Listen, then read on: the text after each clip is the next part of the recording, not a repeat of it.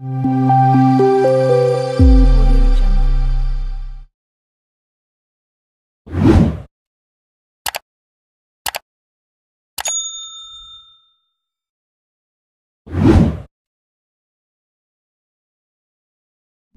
শেষে একদিন হঠাৎ বৃষ্টি নেমে এলো। চমৎকার ঠান্ডা হাওয়া আর বড় বড় পানির ফোঁটা যেন পুরো গ্রামটাকে এক নিমেষে বদলে দিল। এই গ্রামের নাম টিনটিনপুর, আর এখানে থাকে এক মজার মেয়ে, রুনি। তার বয়স ৯ বছর, মাথায় দুটো বাঁধা বেনি, আর সবসময় সে খুঁজে বেড়ায় মজা আর রহস্য। বর্ষা রুনির সবচেয়ে প্রিয় ঋতু।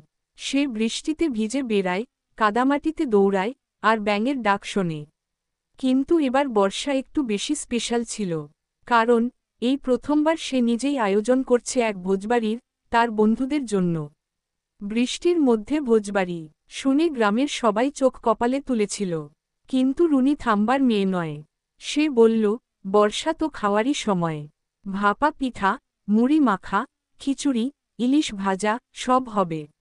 সবাই মিলে মজা করব। রুনির এই ঘোষণা শুনে তার পোষা হাঁস প্যাকো এমন চিৎকার শুরু করল, মনে হলো সেও খেতে চায় খিচুড়ি। তবে সমস্যা হলো, এত কিছু রুনি একা করবে কিভাবে?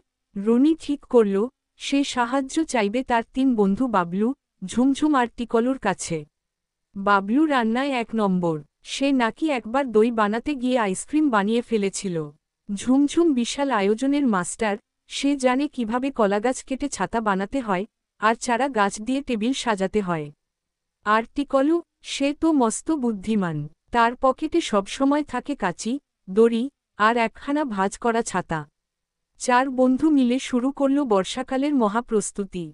রুনি তার দাদির পুরনো রান্নার বই নিয়ে এল, বাবলু মশলার তালিকা বানাল, টিকলু তৈরি করল একটি বাঁশের তাঁবু, আর ঝুমঝুম গোটা আঙিনা সাজিয়ে ফেলল বৃষ্টির আলোতে ঝকমকে করার মতো।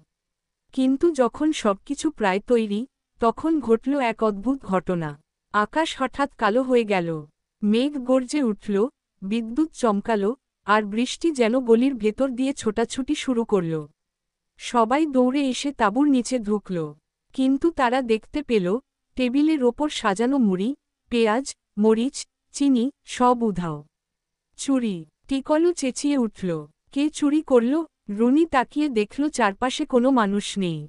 কেবল প্যাকো হাঁসটা চুপচাপ দাঁড়িয়ে আছে, আর তার ঠোঁটে লেগে আছে একটু সর্ষে। তুই? রুনি হাঁসের দিকে তাকিয়ে বলল। প্যাকো মাথা নাড়ল, তারপর হঠাৎ দৌড়ে পালিয়ে গেল পাশের কলাবাগানে। ৪ বন্ধু তার পেছনে দৌড়াতে লাগল। কলাগাছের ফাঁকে গিয়ে তারা যা দেখল, তাতে তাদের চোখ কপালে।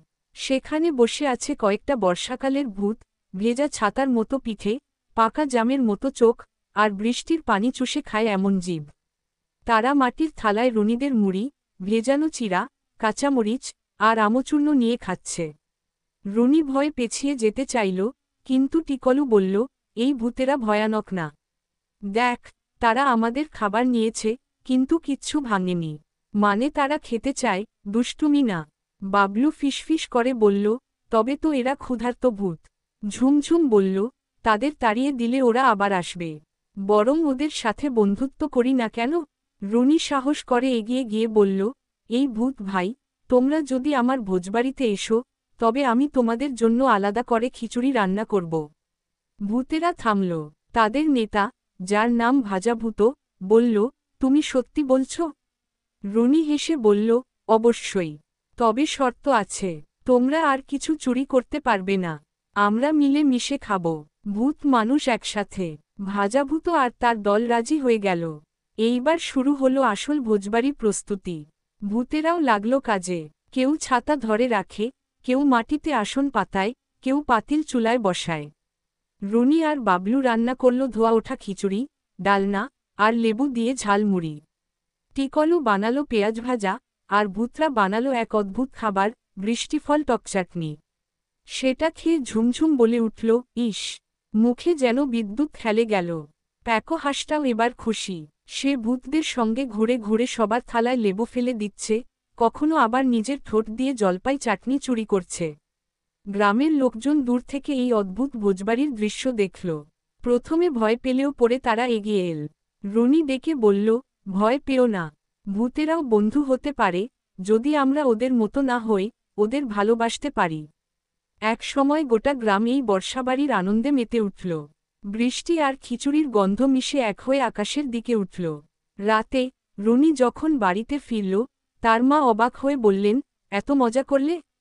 আজ তো তোদের মতো প্রাণ খুলে হাসতে দেখি অনেক দিন পর।